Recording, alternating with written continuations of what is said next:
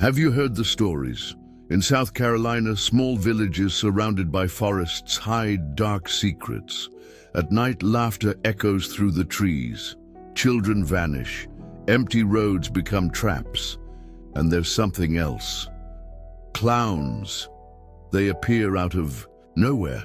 They watch. They follow. They call your name. Some say it's just paranoia. Others never got the chance to tell. 3 real stories of terrifying clowns. Do you have the courage to listen until the end? Story 1. The Carnival Clown. This happened when I was 12. I was old enough to notice when something felt wrong, but still naive enough to put myself in dangerous situations. We lived on a cul-de-sac, surrounded by a dense forest. During the day, the neighborhood felt peaceful, but at night, that forest became something else, a place of elongated shadows and eerie, unexplainable noises. Across the street, there was a sump, a water retention area, and beyond the trees, a small community park. That Saturday night, a small carnival was set up in the park. Since I had no plans, my mum suggested I check it out. She was never the overprotective type, so I didn't hesitate.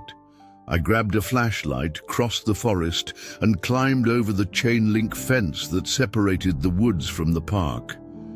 As soon as I arrived, I was struck by a strange contrast. The flashing, colorful lights illuminated the rides and game booths, creating a vibrant spectacle against the dark sky. The sound of children's laughter mixed with the metallic clatter of the rides and the distant off-key melody of a calliope. But something felt off. An unusual atmosphere lingered. I couldn't explain it. It was as if this cheerful place concealed something disturbing, a shadow lurking beneath the fun. That's when I noticed the circus tent. It was massive, with faded red and white stripes, stained with mud or something worse. The fabric was torn in places, the edges fluttering strangely, even though there was no wind. A few people went in and out, but no one seemed to really pay attention to the show. Curiosity won over hesitation, and I peeked inside. 3 clowns were on stage. One rode a tricycle, another juggled old stained balls, and the third just danced. His movements were odd, clumsy, almost erratic. His head tilted unnaturally from side to side, as if the bones in his neck were made of rubber. His makeup was smudged, the red nose seemed slightly too big to be fake, and his eyes, something was wrong with his eyes. They were too deep, too dark, like empty holes in a porcelain mask. Then he stopped abruptly. Slowly, he turned and looked at me. A chill crawled up my spine. He raised a single finger and beckoned me to the stage. My breath caught in my chest. No.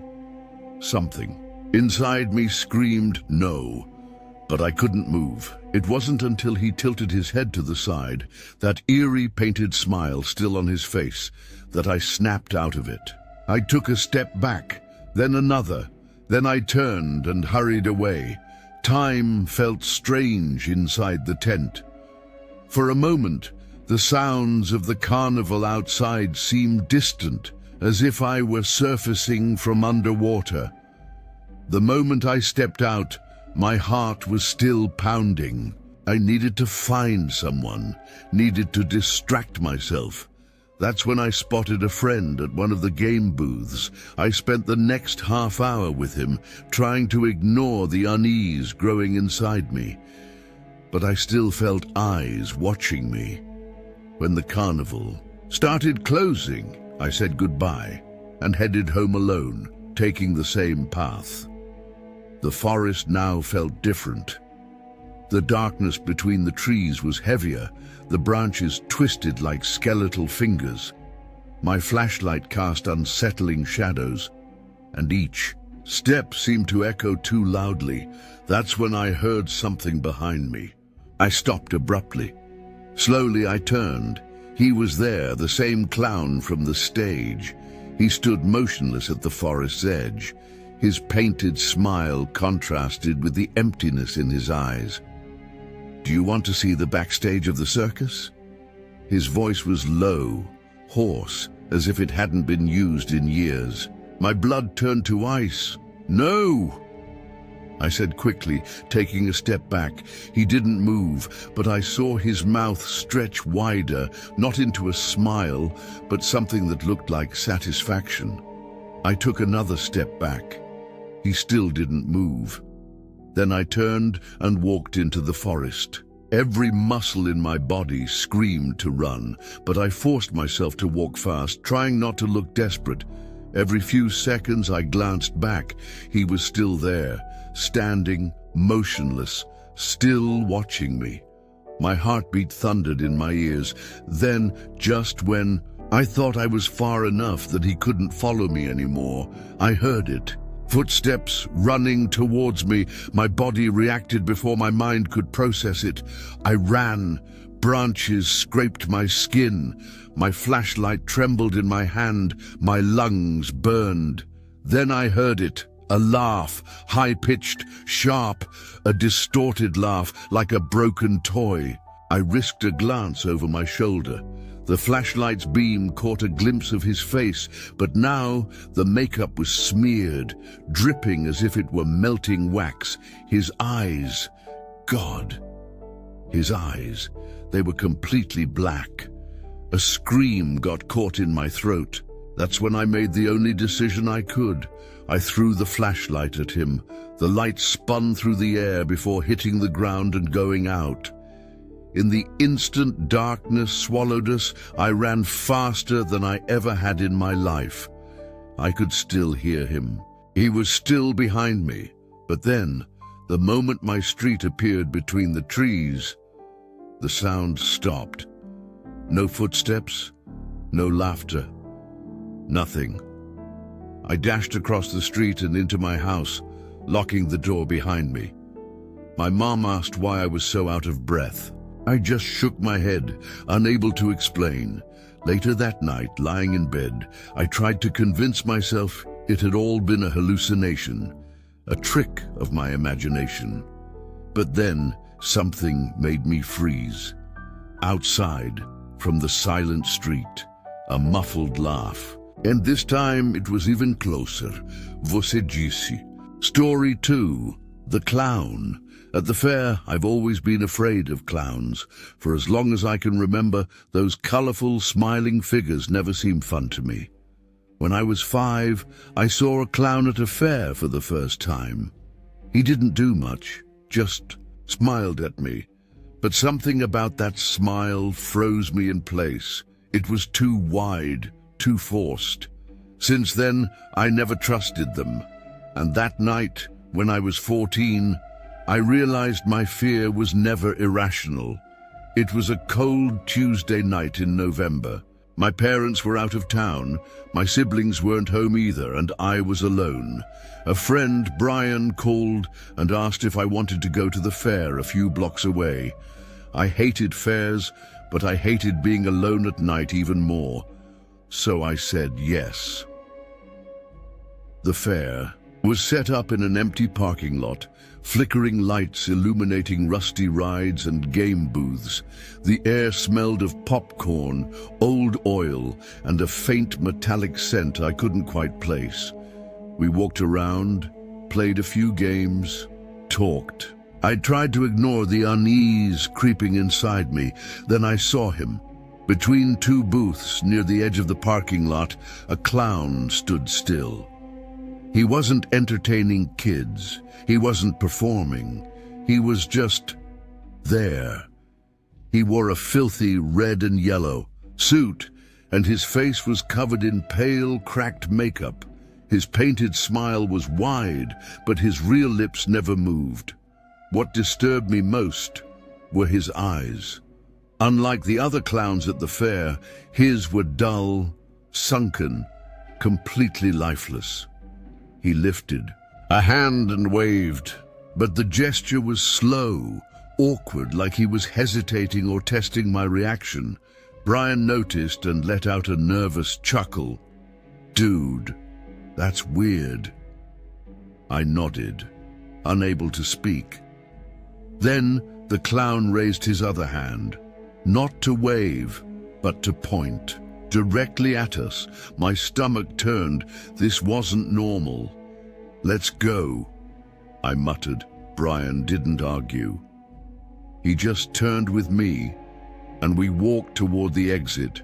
But even when we could no longer see him, I knew he was still watching.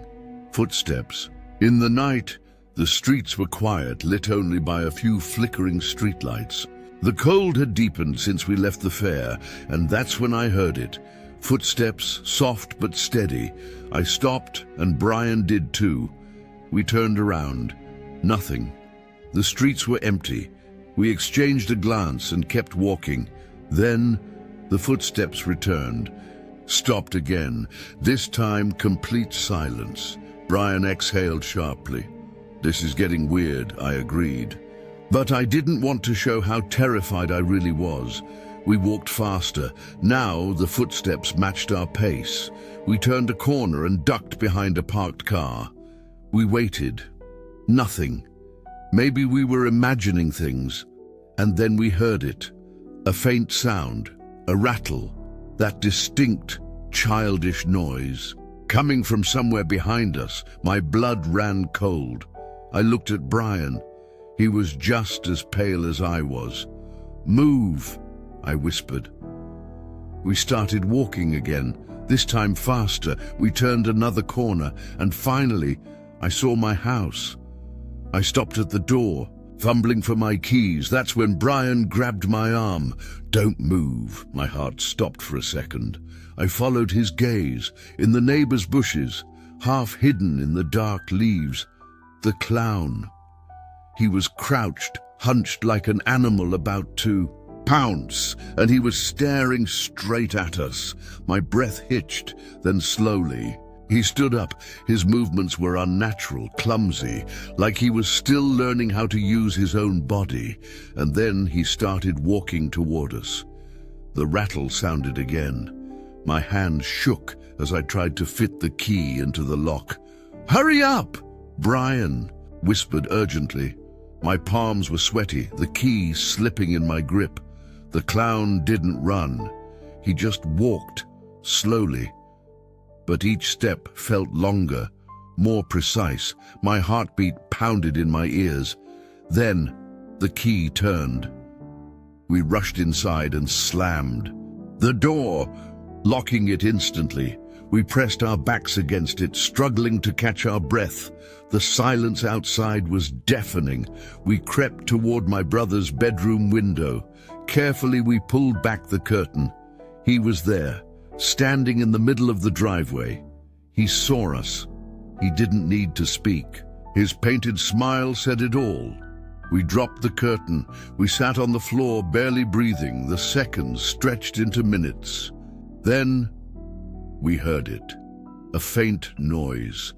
Something sliding across the driveway. And then silence. We waited 10 minutes. 20.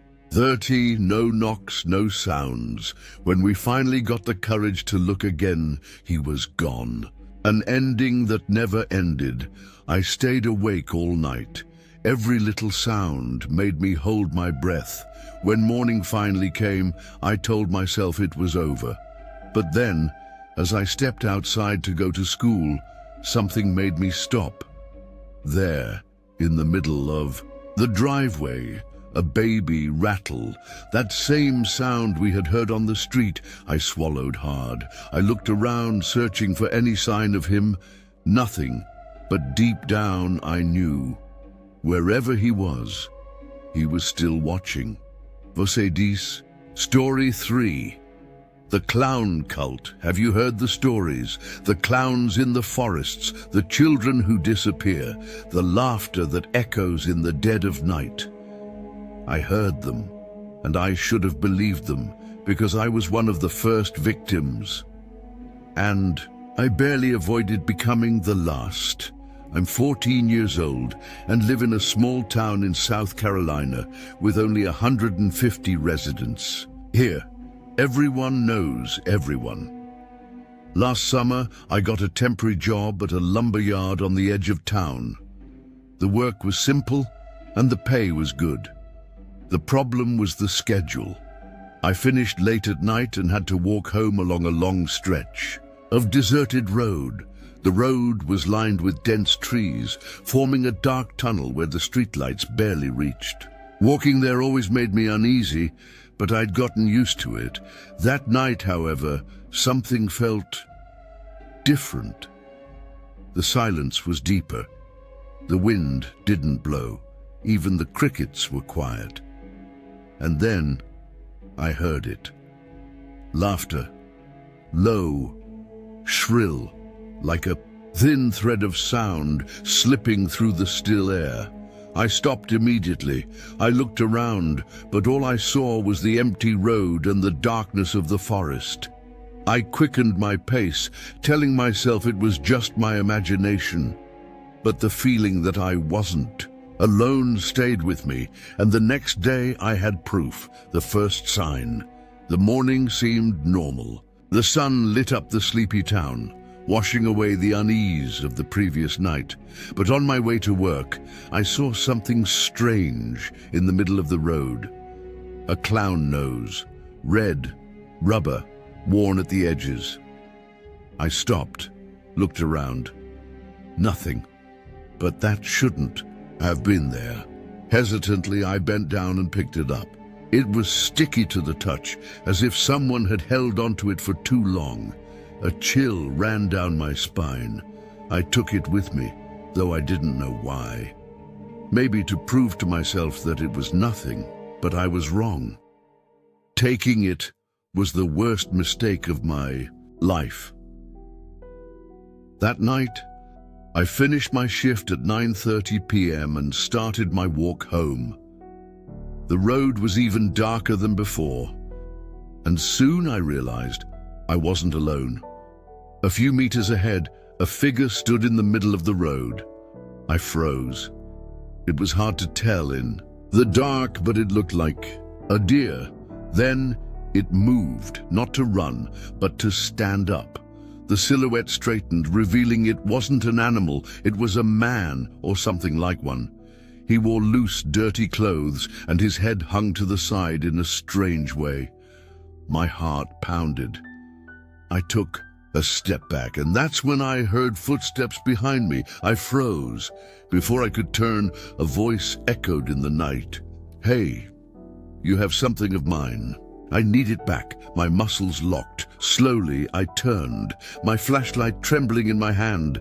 The beam illuminated a face smeared with ruined makeup, sunken, empty eyes, and a smile.